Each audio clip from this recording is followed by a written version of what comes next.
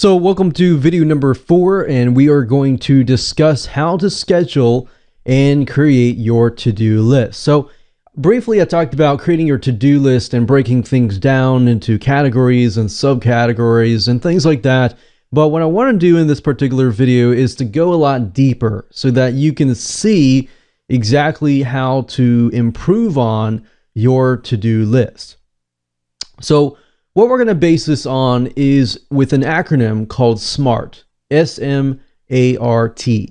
The S stands for specific, the M stands for measurable, and the A stands for attainable, and the R stands for relevant, and the T stands for time bound. So let me break these up into 5 different parts as I'm showing you now.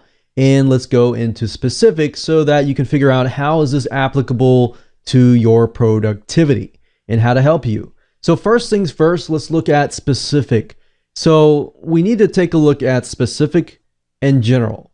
What are the two differences between these two so that we know that the to-do list that we are creating is specific? So what I want you to think is I will create a to-do list outlining my daily agenda. So like I said earlier, you really want to break it down into specifics, not just career and business, but personal. You want to break it down. Okay, when you wake up, what are your major to-do lists that are constantly ongoing?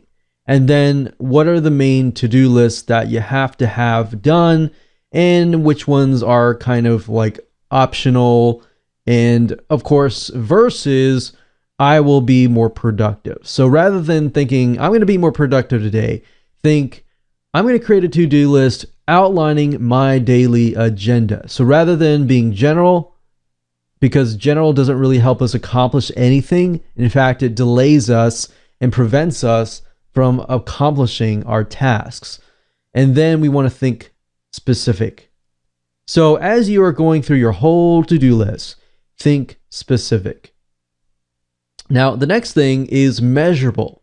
Obviously, the items on your to-do list need to be measurable. Measurable meaning that you need to have some sort of successful outcome, and that should be observable, and you should be able to see the results at hand and not intangible. So in other words, when you are looking at the to-do list, is it measurable? Is it something that you can actually put a priority on?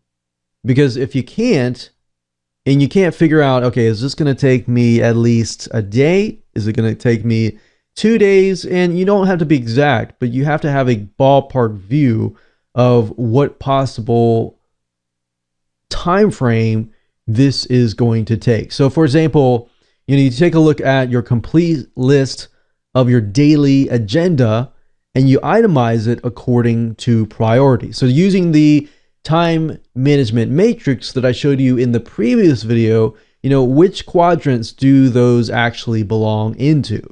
Is it measurable?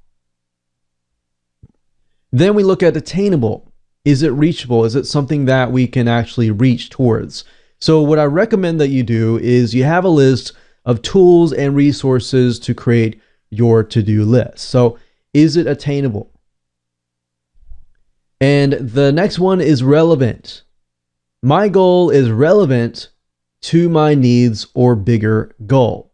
So as I talked about earlier, if you break things up into baby steps, are those baby steps actually relevant to meeting your future long-term goal, your future long-term needs? If it doesn't, then it doesn't really make it relevant, and you might want to, push that as not urgent and not important. And that way you can figure out which quadrant it'll actually belong into. And writing this down really definitely is going to help you out.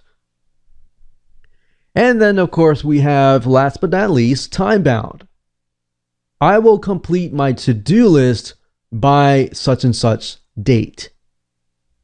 So we obviously need to take a look at, is that priority, is that to-do list going to be reachable by a certain date? So after we figure that out, we need to set a timeline. And if you're thinking, okay, should I set a timeline for all of the exact to-do lists and everything like that? Yes, but you want to break it down into bits and pieces. And by doing so, that's going to allow you to see, okay, your constant, consistent to-do lists that you have to do every single day, how much is actually taking you as far as time goes. Because if you know that, okay, you wake up, you brush your teeth and all that stuff, that's only taking you like 15 minutes, or even maybe it's taking you an hour. You can squeeze it down and figure out how to, combat it and speed the process up. And I'll talk about speeding the process up in just a minute, because that is part of productivity as well. So the next thing you need to do is to make sure that you keep a diary. And what I would do personally is I would check things off. I would say, is this, taking a long time, and this is not really urgent or important, but it's taking me more time than it is the more urgent and important things. And because you know that, and once you know that, then you can actually act. But if you don't know that, you're not going to be able to act. And then, of course, you're going to want to set reminders. And we can always use tools like Wunderlist to set timers and set reminders and notify us via iPhone, via smartphone, via email when things need to be taken care of. So that's why we have the tools to help us out. But before we utilize the tools, we want to make sure that we have the right knowledge to apply that. So that brings us to video number 5, the 80-20 rule.